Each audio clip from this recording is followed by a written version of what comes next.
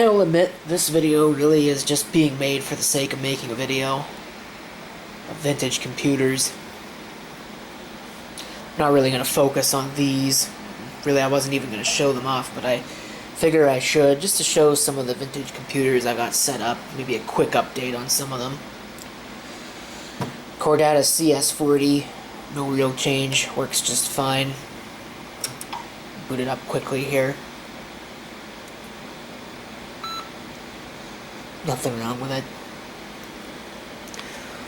Same thing here with the XR Data Science machine. I should pull the cover off of that, but it's working just fine. Well, it looks like the cable fell out of the back of it again. Let's see, that's working with its high persistence phosphor display. Those retrace lines on the tube there. We'll turn that off. Maybe I'll fix that, I don't know.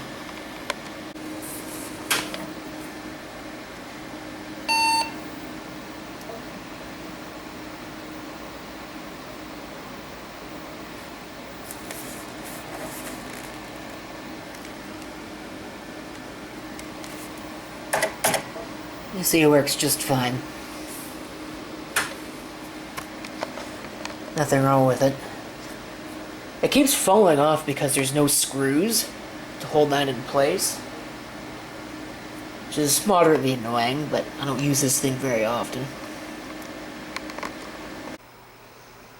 The Macintosh SE is here and working quite well.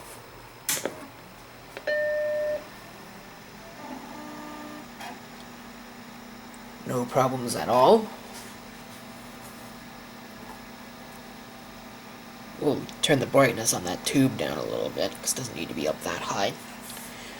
The floppy drive needs some help in this.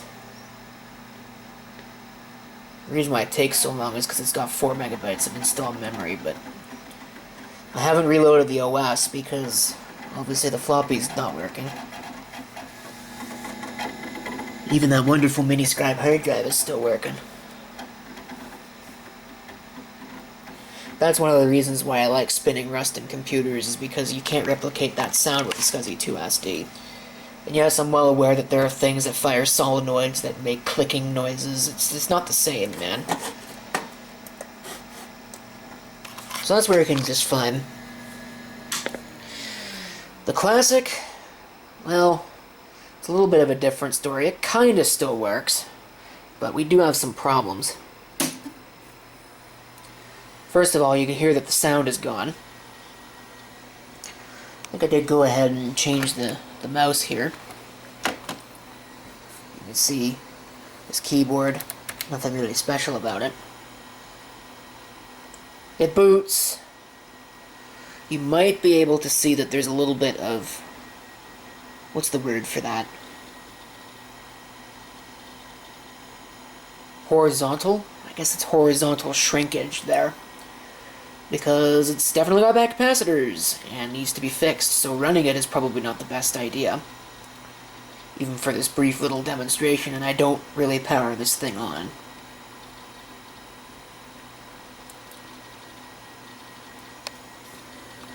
If you take a whiff around the machine, you can smell it. The wonderful fishy smell of bad capacitors.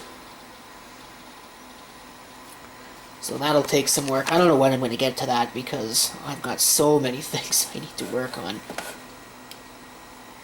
You can definitely see it there.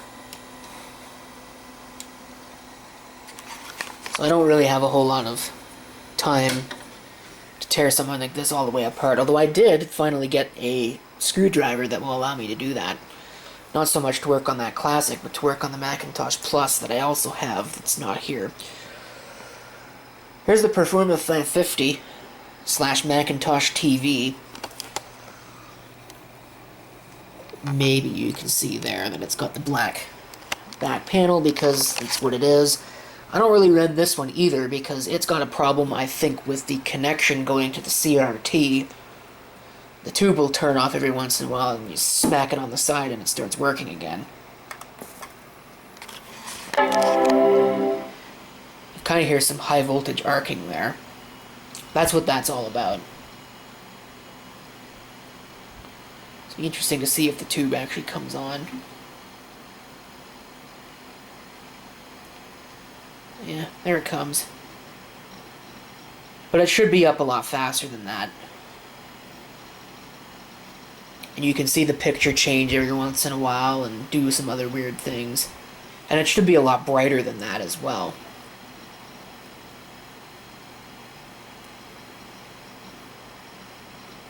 You might have just saw the picture move there.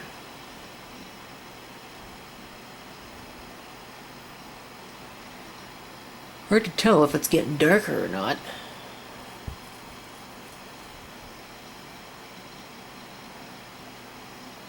But yeah, you can see the brightness goes, it just fades down, you smack the side of it and it comes back up.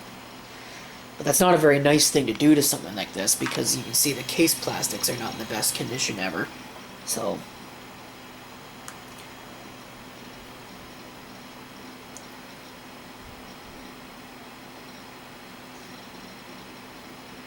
it's actually holding up quite well. I think this is the longest it's actually run before deciding to shut the tube off. I don't know, maybe it doesn't have that problem anymore. Of course, the brightness is way down. It should be a lot higher than that.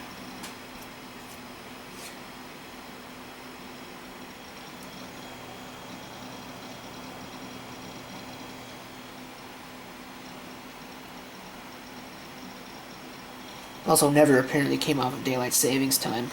I'll wait till it stops loading and I'll see if I can turn the brightness up, but I don't think that's going to be possible. Because I'm hitting the button and it's not really doing anything. That is the right button, right? Yeah. So, it runs, but it will definitely need some help as well. There's a 5400/200. Again, apologies for the wind noise, but it's working just fine.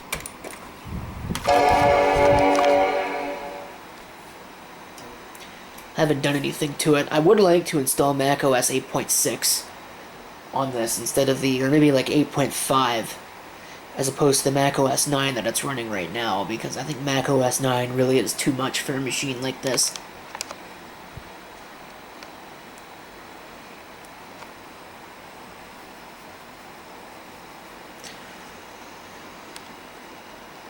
But it's also working good, if a little bit slowly, because, like I said, these machines really just are not meant for macOS 9.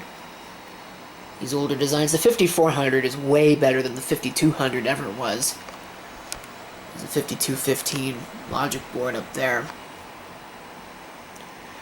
Really, the 5200 is what I am more interested in, because it's the more interesting of the two machines, but of course, it's also the crippled machine, so...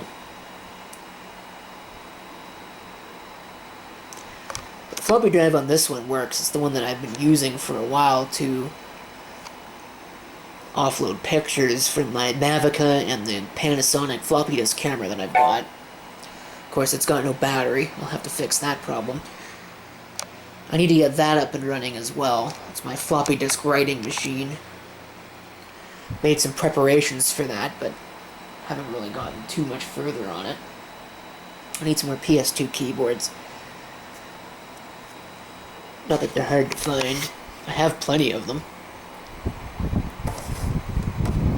Again, you can see that this machine really just isn't meant for this.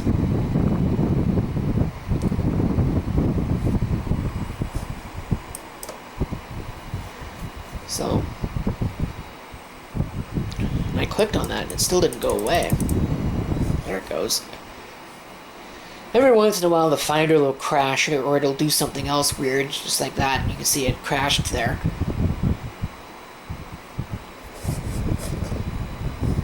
Should pop up a message in a second saying that the Finder, oh, maybe not, but every once in a while it'll crash and do other things, so maybe there's some memory, some slightly loose memory. But it runs otherwise. That seems to work okay.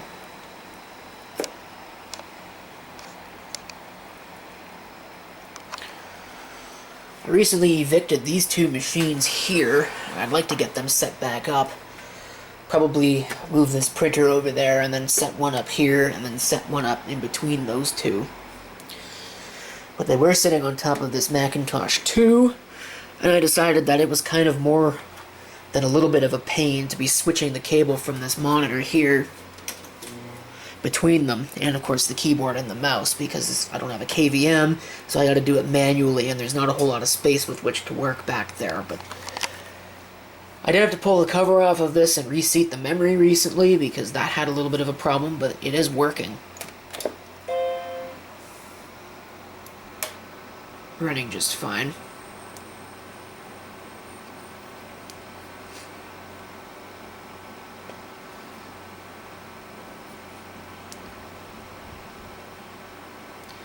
So too are those. I had a problem with stiction in the hard drive of 2VX, but it was running okay. It probably isn't now. I haven't powered it on in a while. But that's all stuff that we can figure out at a later time. This is also in need of a floppy drive,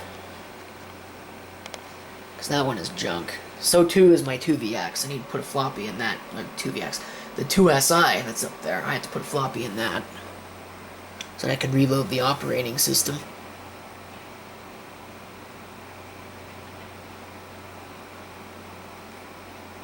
Maybe offload some of the files that are on it,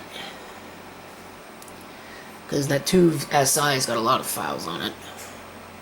I don't think this does. I think this is just mostly clean, but I'm not 100% sure.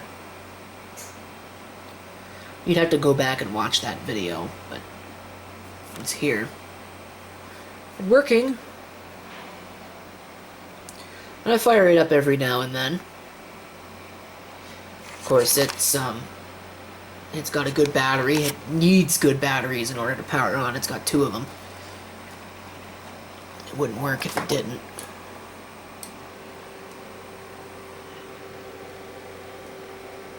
Whole 8 megs of RAM. With the original 68020 processor. No accelerators here. It's a fun little machine to fire up every now and then. To experience the classic Mac OS on a machine that doesn't have a monochrome display.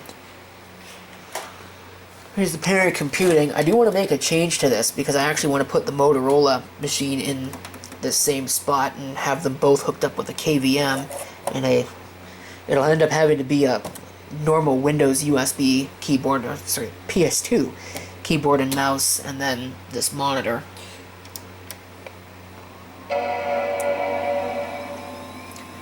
I still haven't figured out why this machine takes 2 boot up attempts in order to actually power on correctly. Someone suggested to replace the PRAM battery, but it's got a good PRAM battery in it, I think.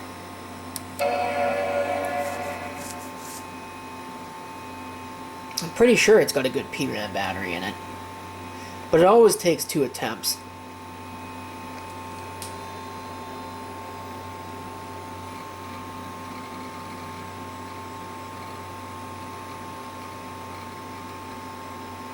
You can hear it. It's working just fine. Still running Mac OS 7, like it was before, 7.6. And then there's this, beside it, the PowerMac 4400, which I'm just going to go ahead and power on now. Neutered chime and all. I don't like this monitor. I think I want to change this monitor out for another one, even though it is a nice monitor. This Dell Trinitron, it's not even a Trinitron, but this Dell CRT is pretty nice, but it just doesn't suit the computer at all. So, I'd like an Apple monitor for this, I think. Of course, good luck with that. They're extremely expensive when you do find them. And shipping CRTs is not something that one should really be doing with great regularity. The focus is like razor sharp on this screen. So, I'll certainly keep it around. It's just maybe not good for this application. I'll probably have to get rid of this mouse, though, too, because this mouse really doesn't work. Someone obviously smoked around it. You can't really tell in this lighting, but it's so yellowed that it's orange. It actually came with an LC550 that I got on eBay that ended up getting smashed to smithereens. That was one of my attempts at getting that ultimate Macintosh TV up and running.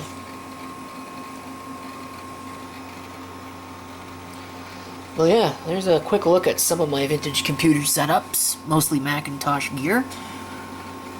Old Macintosh gear. Some potential future plans for those. You can see this mouse. It's actually not behaving nearly as bad as it usually does, but it's pretty bad.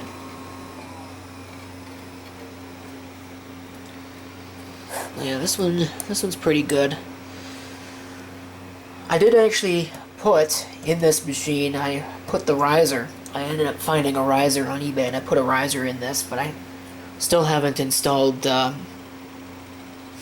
network. I might have put a PCI Ethernet card in here, but I don't have one of the Apple ones, and they're extremely hard to find and expensive when you do. I know I haven't hooked it up to the Ethernet. Previously selected connection Ethernet is not available. Interesting. No, that's fine. Huh. Well, that's odd. No, don't save any of the changes. I thought this had an Ethernet card in it. Wow, that's way out of focus. Why can't this thing focus? Like, what's up with that? I do have to change the OS. It's running the British version. At least I will at some point. Network. Device information. I don't know if this will actually tell me PCI. Apparently it's got 2 internal ATA buses. Oh, come on. Don't make me put you into manual focus. Can I do that while it's running?